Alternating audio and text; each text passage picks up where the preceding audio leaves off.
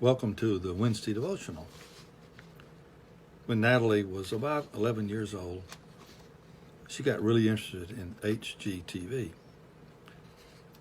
I care more for ESPN, but since she liked HGTV so much, I figured I better start watching if I want to be with my daughter and connect with her. So for quite a while, we watched a lot of shows, and I loved them. Flip or Flop, Love It or List It, and House Hunters.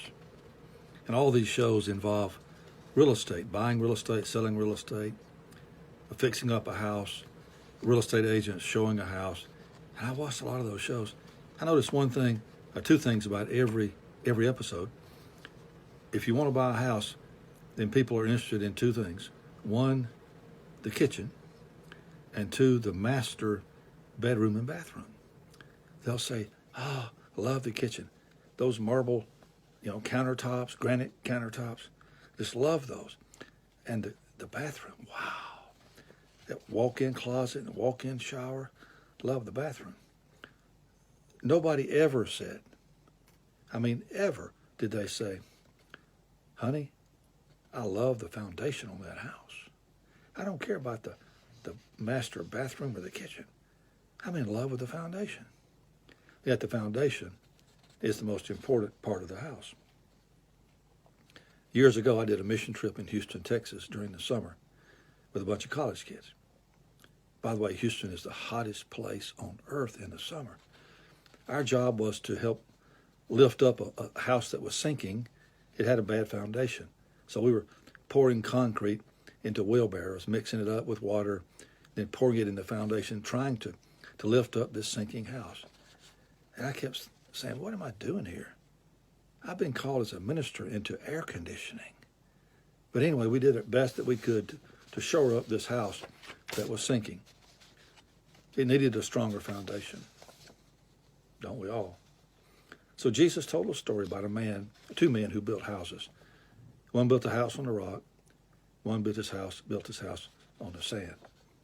And a storm came. A bad storm. I think these guys were neighbors because the same storm hit both houses. And Jesus used the same words to describe the storm for both houses. He said the rain came down, the streams rose, and the winds blew and beat against the house each time for both houses.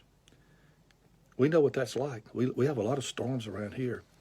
And the Weather Channel alert goes off, and across the bottom of your TV screen is the alert, seek shelter, bad storm coming.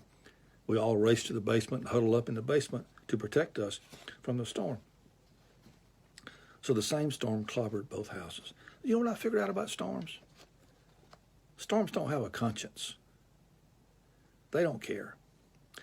They don't care if you spent your whole life building up your business. If it gets in the way, it's going to clobber your business. Storms don't care if it's a church. They'll clobber a church. Baptist, Methodist, Pentecostal. They don't care at all. The storms in life don't care. They don't care if you're a good person. If you spend your life volunteering at the soup kitchen or homeless shelter, open hands ministry, they don't care about that at all. They also, on the other hand, don't care if you're a greedy, ruthless, selfish person. The storm just says, well, hey, you got it coming.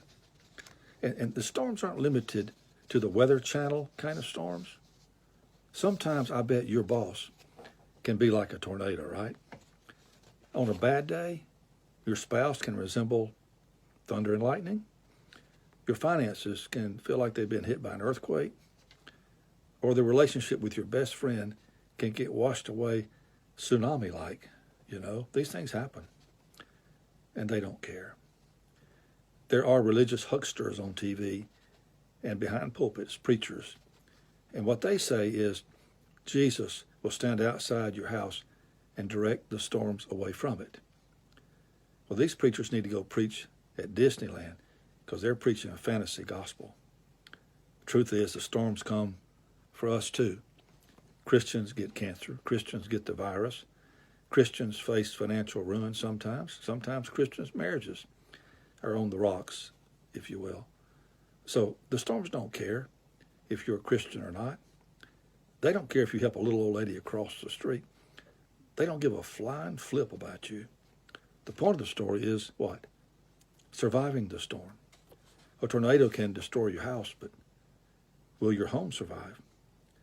So Jesus says, build it on a strong foundation to survive the storm. You see, we're all building a house. I know this weekend, this Sunday, is Father's Day. So we're thinking about these kind of things, aren't we? What kind of foundation are you laying? One on the rock and one on the sand, Jesus said. And Jesus called the man who built his house on the sand a moron. The Greek word is moros. He's a fool, Jesus said. So one time a man called a church. The man was sick in the hospital. He's real sick. Well, he hadn't been to church since the last sighting of Halley's Comet.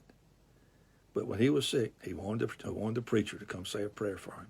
So the preacher walks into his room, and beside his bed is a stack of magazines about this high. It's all National Enquirers. There are not enough spiritual calories in those magazines to feed a child, much less an adult going through the storm. But at that time, he wanted the preacher to come say a prayer for him.